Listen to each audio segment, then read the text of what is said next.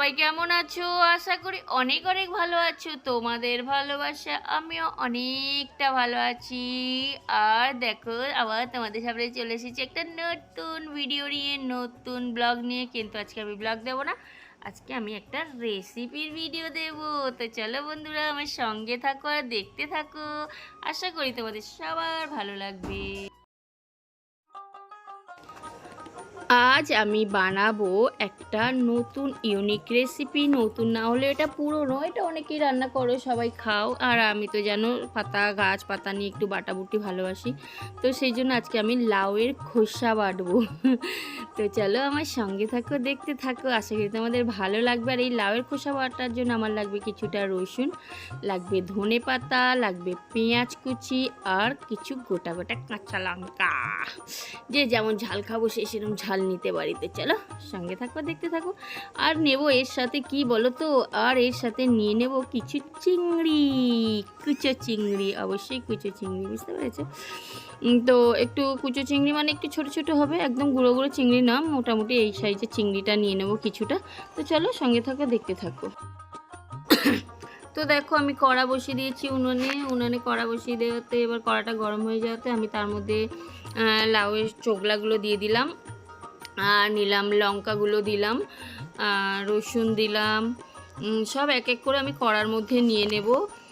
পেঁয়াজটাও নিয়ে নিলাম, যে যতটা লঙ্কা দিতে পারো। আর এই জিনিসটা তো একটু ঝাল ঝাল হলে ভীষণ সুন্দর লাগবে, মানে কি বলবো সেটা তোমরা পরে দেখতে করলে অবশ্যই বুঝতে পারবে। আর দেখো আমি সবটা জিনিসটা এক এক করে নিয়ে নিলাম, নিয়ে এবারে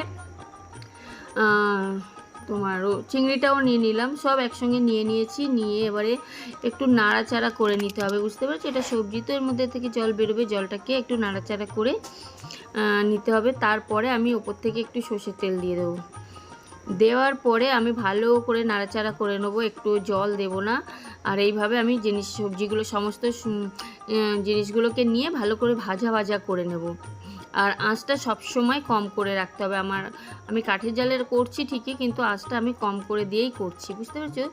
আর জিনিসটা সেদ্ধ হওয়ার জন্য আমি বেশ ঢাকা দিয়ে দিয়ে জিনিসগুলোকে ভেজে নিচ্ছি। আর জল তো দিইনি এক ছিটেফোঁটাও। আর এইভাবেই করতে হবে, জল টল দেওয়া যাবে না, মানে দিলে ফ্যাচকা মেরে যায়। তো আমি জল দিই না, এর থেকে তো জল বেরোবে। এইবার দেখো নুন দিচ্ছি, স্বাদ অনুযায়ী নুন দেবো। আর নুন দিলেও এবার একটু জল টল বেরোবে। তো আমি এবার ঢাকা দিয়ে দিয়ে সবজিটাকে এইভাবে ভেজে নেব, বুঝতে পেরেছো?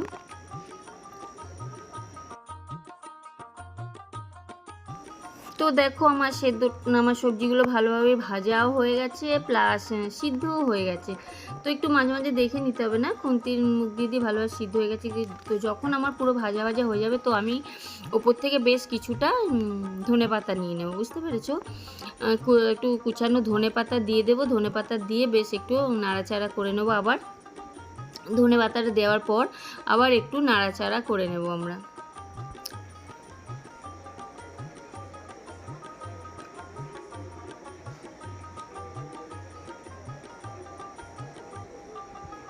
তো ধনে পাতা দেওয়ার পর একটু নাড়াচাড়া করার পর বেশ ভাজা ভাজা হয়ে যাবে, তখন কি করবো, এগুলোকে তুলে নিচ্ছি আমি। এবার আমি এগুলোকে তুলে নিলাম।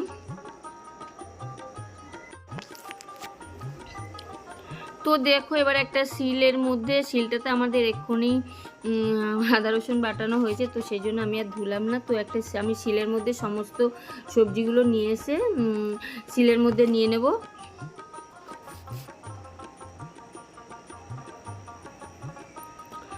আর নেব একটা ভাজা লঙ্কা। তোমরা একটা নিতে পারো, দুটো নিতে পারো, যে যেরকম ঝাল খাবে। আর বললাম তো এই রেসিপিটা না একটু ঝাল হলে ভীষণ টেস্টি হবে। আমি তো ঝাল খাই না, কিন্তু তাও দেখেছি আমি কত কাঁচা লঙ্কা আবার শুকনো লঙ্কা একটা ভাজা নিয়ে নিলাম। নিয়ে এবার এই জিনিসটাকে এবার সুন্দর করে এইভাবে পেস্ট করে নিতে হবে। শিলেই বাটছি, কারণ আমার শিলে বাটলে টেস্টটা ভালো হয়, মিক্সিতে অত সুন্দর টেস্টটা আসবে না। তো সেই জন্য আমি এটাকে শিলেতেই বেটে নিচ্ছি। তো দেখো আমার বাটা হয়ে গেছে প্রায়।